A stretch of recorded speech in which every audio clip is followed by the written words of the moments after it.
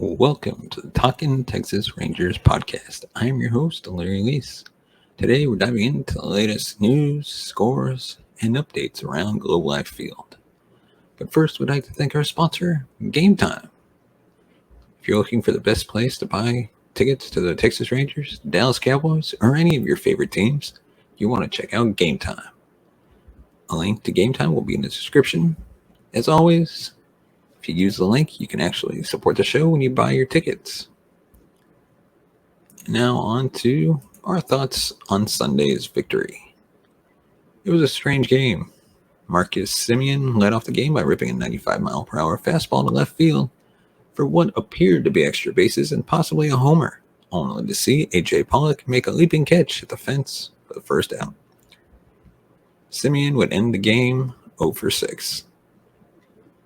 Michael Kopech, the Chicago White Sox starter, ended up leaving the game before the inning was even over.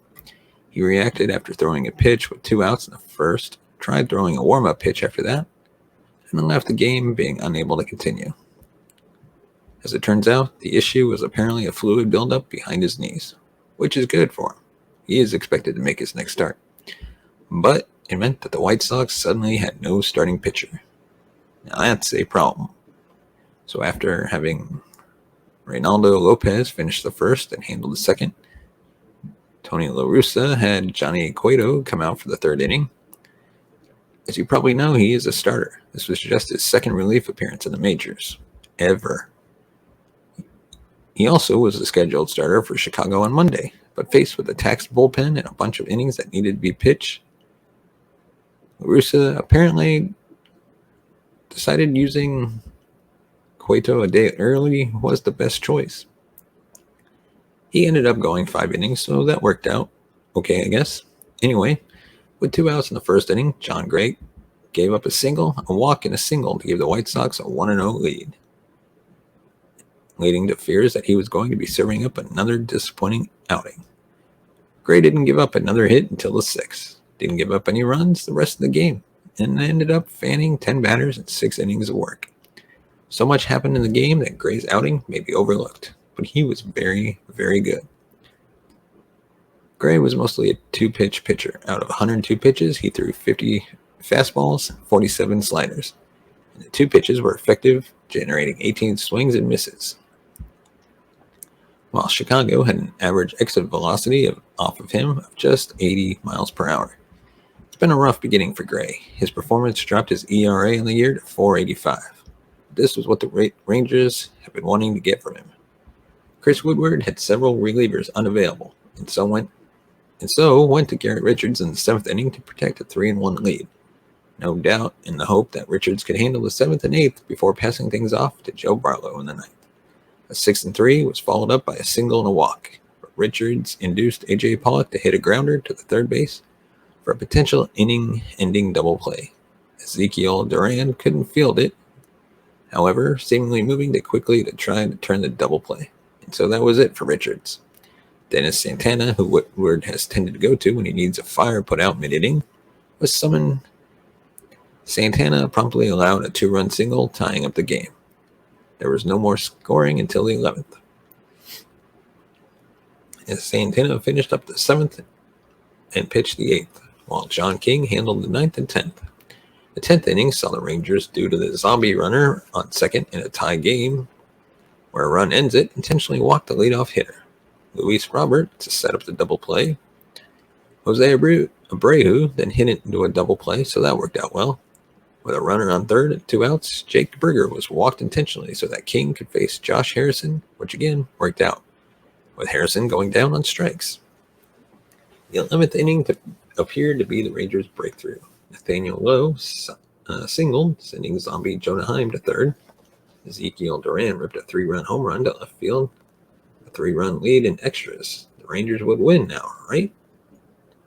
Alas, Joe Barlow started the 11th against Garcia, who fouled off 6 pitches as part of a 10-pitch at-bat before getting dinged in the arm on a 2-2 pitch. A sacrifice fly brought the zombie runner, who had advanced on fielder's indifference, home, while Garcia went to second. And then disaster struck.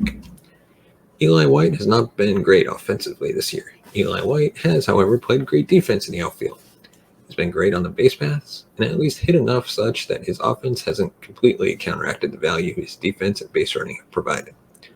White's bat was responsible for all three of the runs the Rangers scored in regulation, as he had a 2-run homer off of Cueto in the third, and then a sacrifice fly in the fourth.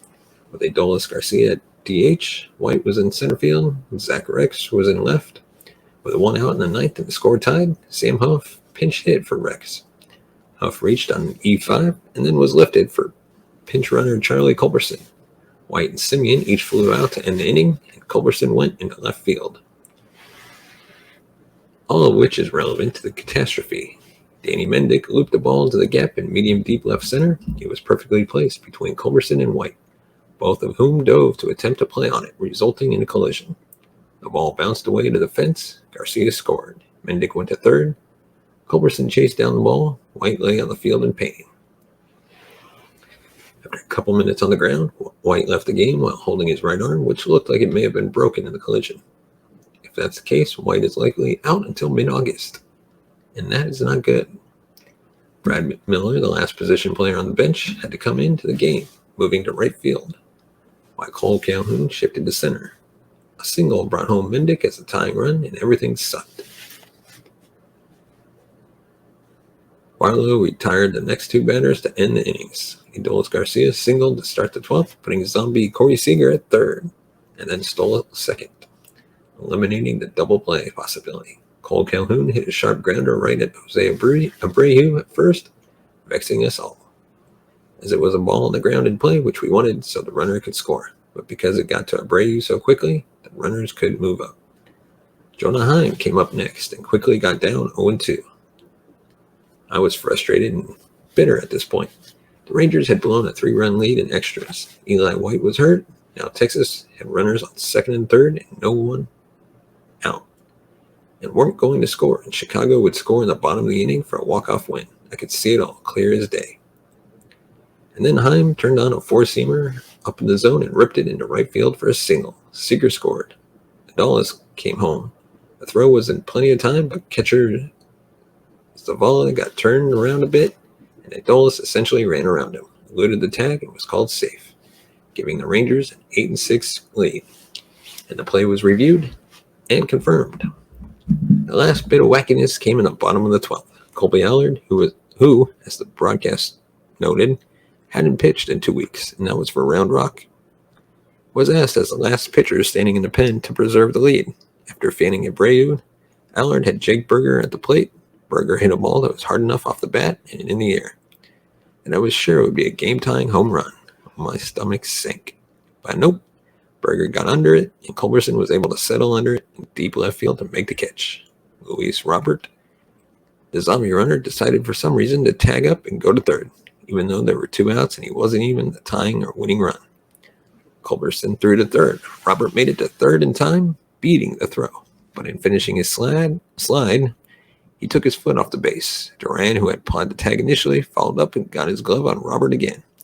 Robert was called out, and the game was over. Well, technically the game wasn't over until there was a booth review that resulted in the play standing. What a long, weird game to end a 500 road trip. The road trip is over, and the Rangers have returned home to play the Astros. And now, we're going to take a look at the minor league update for today. Winston Santos started for the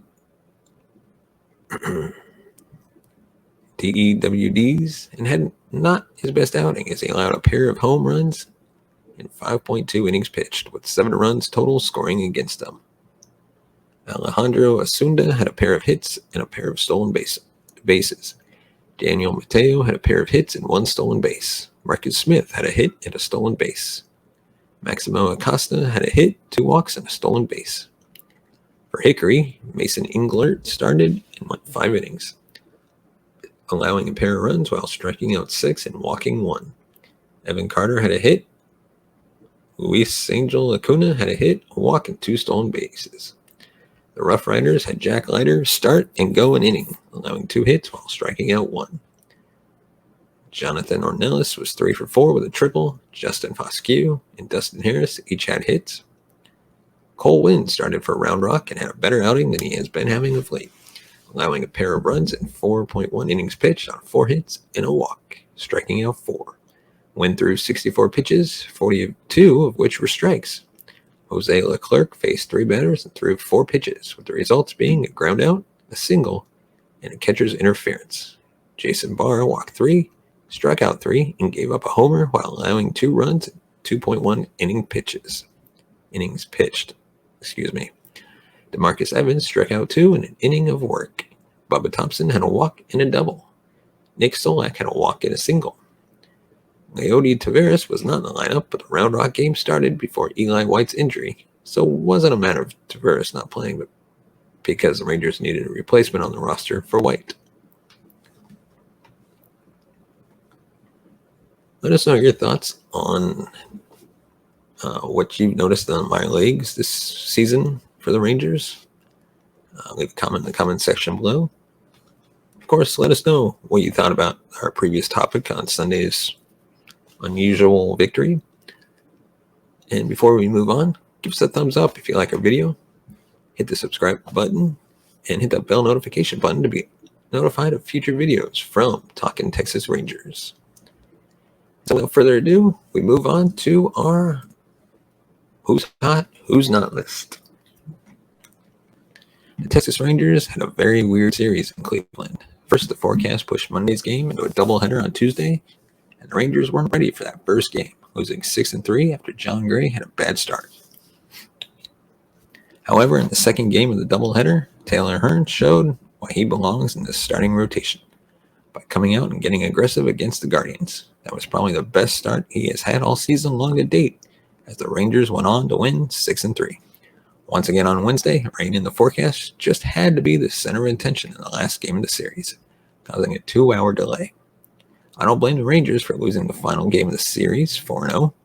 Having to sit 2 hours and come back to win a game afterwards just didn't work out on Wednesday night. So let's move on to the list of who's hot, beginning with Steele Walker.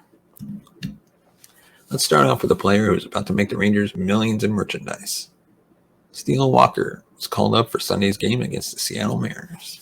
Even though he didn't get a hit in the first home game, he did get a home run in Cleveland in the first game of the doubleheader. I don't know how much long Steele will be up with the Rangers, but at least he got his first hit and home run out of the way with one swing of the bat. Ezekiel Duran is another player who's hot.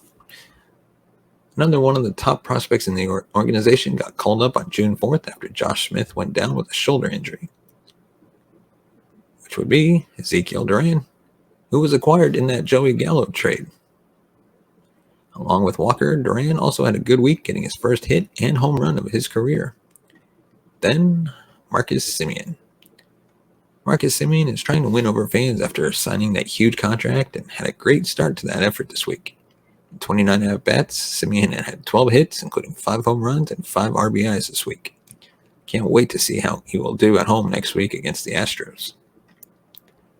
Like I said at the beginning of this segment, Taylor Hearn showed up against Cleveland in a big way. In 5.2 innings, he struck out 6, only allowing 3 runs, 4 hits. That was probably the most aggressive I've seen him pitch this season. If we see more of this from him, he will not leave the rotation. Next up, Eli White. Apparently he must have seen my last weekly report and wanted to get back in the top list again. He robbed the Guardians of a huge extra base hit in the bottom of the first inning. He then made another on the opposite side of the field later on in the game. Then he made one final catch in the 9th inning, just when I thought we were about to have extra innings. But with that out of the way, sadly, we've come to this part where we must address who's not hot. Starting off with Josh Smith. While he did have a good week after being called up, he went down with an injury that will probably keep him in the lineup for a while. I feel bad for him because he was doing so well at third base before. Hopefully he recovers well and will be back on his feet in a bit.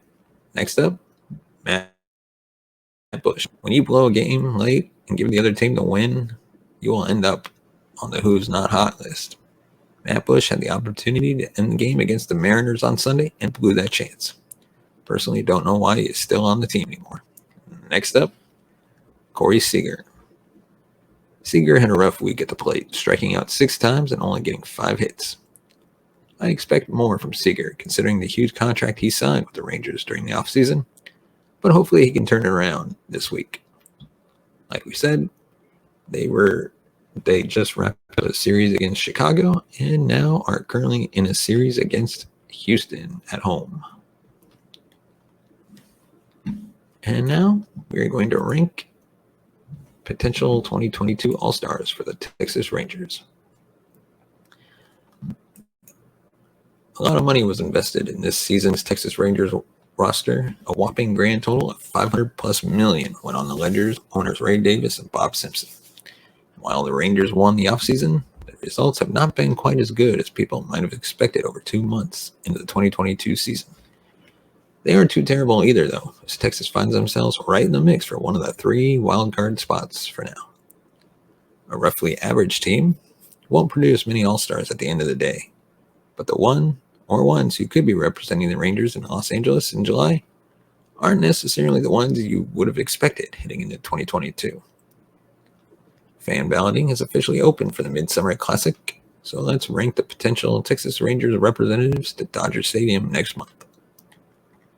Starting off with a near lock, Martin Perez. What else needs to be said? He's having an unbelievable season as the de facto ace of the Texas Rangers 2022 rotation, with a 1.56 ERA and 11 starts. He's even coming off an AL Pitcher of the Month accolade in May. He's nearly a lock to represent the Rangers in Los Angeles next month.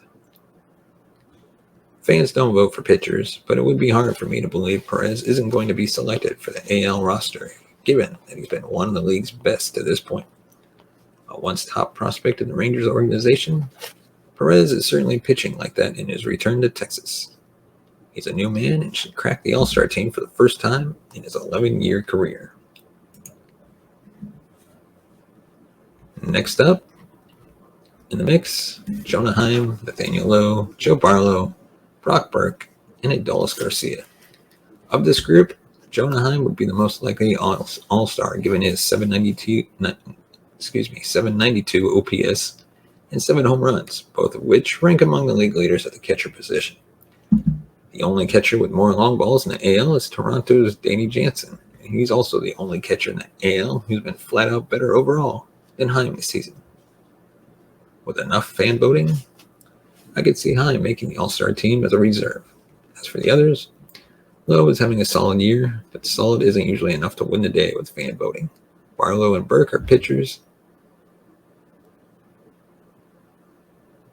and therefore aren't selected by fans, but have both been reliable enough to merit consideration for the AL roster for their performances out of the bullpen. Garcia was a 2021 All-Star, but has not been as good in 2022, making it unlikely he gains his 2nd consecutive appearance, though it's of course possible. And next up,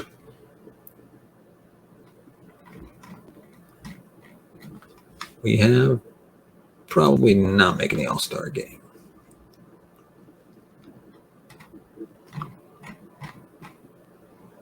Corey Seager, Marcus Semien, John Gray, Mitch Garver, Cole Calhoun. Would you look at that? The list of names above nearly comprises the major acquisitions made by the Rangers prior to this season, and none of them are going to be All-Stars in 2022. Disappointing? I suppose so, especially when it comes to the money Seager and Semien both received. The middle infielders are struggling overall at the plate, though the latter has been heating up of late. Still, valiant effort won't be nearly enough. When both are at their best, Seager and Semien are easy All-Stars, and we hope to witness a return to that form in 2023. As for Gray, Garver, and Calhoun, it's been much of the same as Semien and Seager. Just underwhelming. None of these players deserve to represent the Rangers at Dodger Stadium next month.